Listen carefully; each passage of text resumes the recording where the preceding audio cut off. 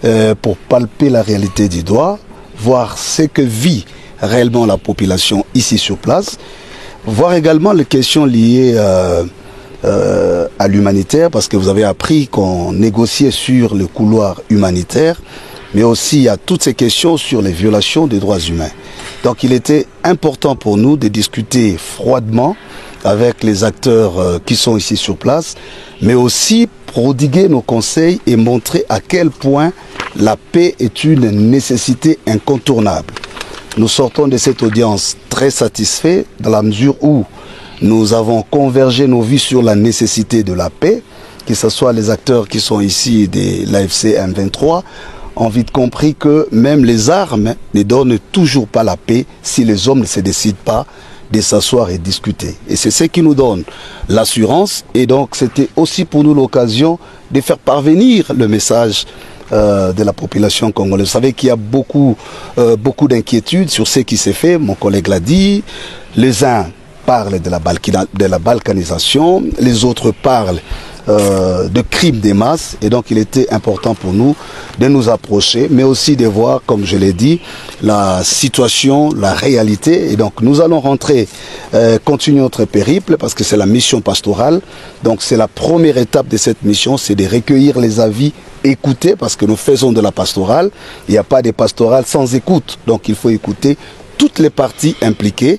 Et comme nous l'avions dit, il n'y a pas que les acteurs de l'AFC, il y a aussi les chefs d'État de la région que nous avons prévu voir lors de cette tournoi extérieure.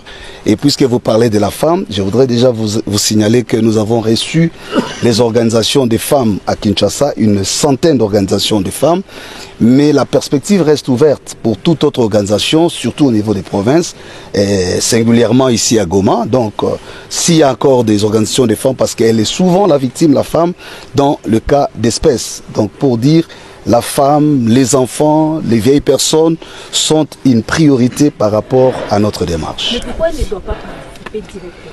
Nous ne sommes pas encore à l'étape de participer, c'est ça toute la confusion. Je voudrais ici préciser que ici nous ne parlons pas encore dialogue. Ici nous sommes à l'étape d'écoute, donc nous sommes en train d'écouter toutes les parties prenantes, les acteurs clés ou les personnes ressources qui peuvent enrichir la réflexion que nous mettrons ensemble autour d'une dynamique nationale pour que les Congolais réfléchissent. Donc quand viendra le moment de discuter ou de participer, certainement ces différents groupes de femmes qui ont été reçus et qui d'autres seront reçus pourront avoir l'occasion de participer à une forme de discussion, parce qu'ici rien n'est prévu au préalable. Dans notre démarche, nous n'avons pas encore écrit un pacte parce que nous apprenons que les gens disent que nous avons écrit le pacte. Non, nous avons proposé l'initiative. Voilà pourquoi nous approchons toutes les parties. Nous avons commencé à Kinshasa et là c'est l'étape extérieure de Kinshasa, donc Goma. À part Goma, nous allons voir les provinces, l'extérieur du pays, et nous rentrerons à Kinshasa pour faire l'écho de la première étape. Et à cette occasion, nous annoncerons les forces vives du pays à un pacte social pour la paix et le bien vivre ensemble. Et pour cela, nous avons commencé une tournée de personnes, de personnalités importantes à impliquer dans cette dynamique. Et nous avons pensé que la FCM 23 ont quand même une grande contribution à apporter dans cette dynamique de la construction de la paix, parce que pour les deux églises, l'année 2025, c'est l'année de la paix. La priorité, notre priorité, c'est la paix. Et voilà pourquoi nous sommes venus les exhorter, aussi les écouter, et en même temps aussi, à travers Monseigneur Willy, écouter la population, savoir comment vivent les gens ici, qu'est-ce qui se passe. Et je salue l'accueil qui nous a été réservé.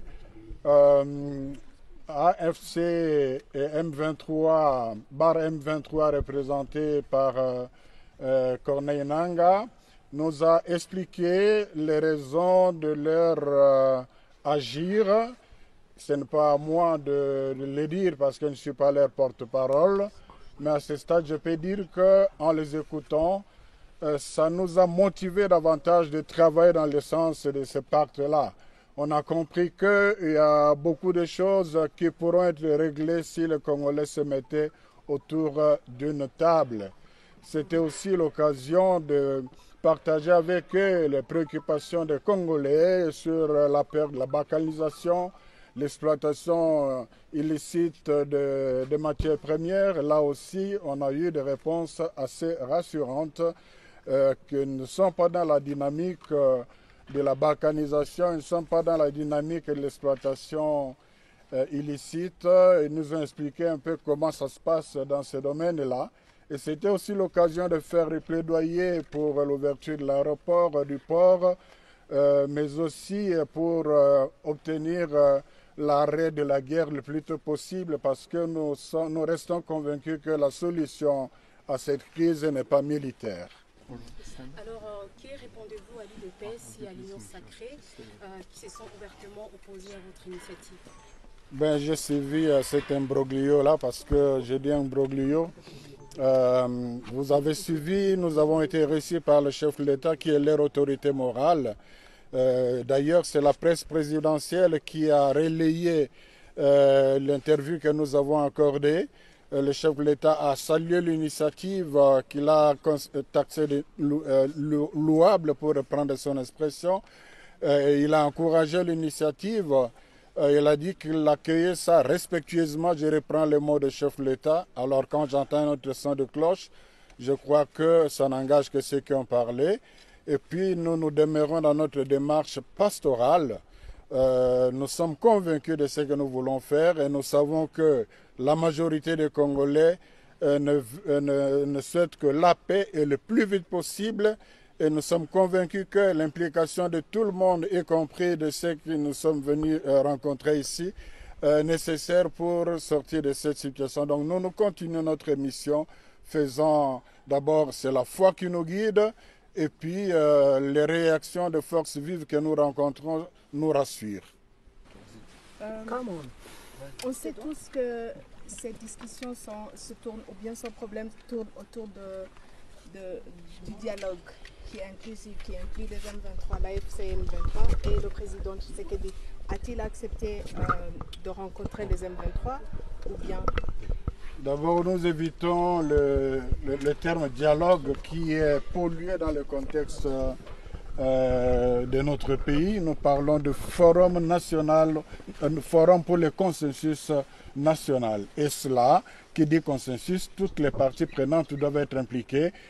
Lors de notre rencontre avec le chef de l'État, nous lui avons dit clairement que nous rencontrerons même nos compatriotes qui sont dans AFC M23. A-t-il accepté?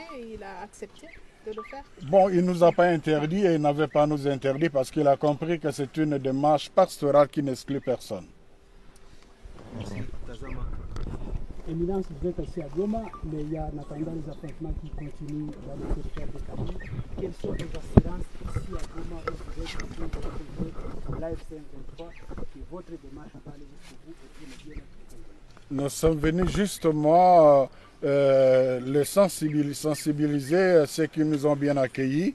Nous sommes d'accord avec eux qu'on peut s'engager à trouver une solution pacifique le plus tôt possible pour que la guerre s'arrête.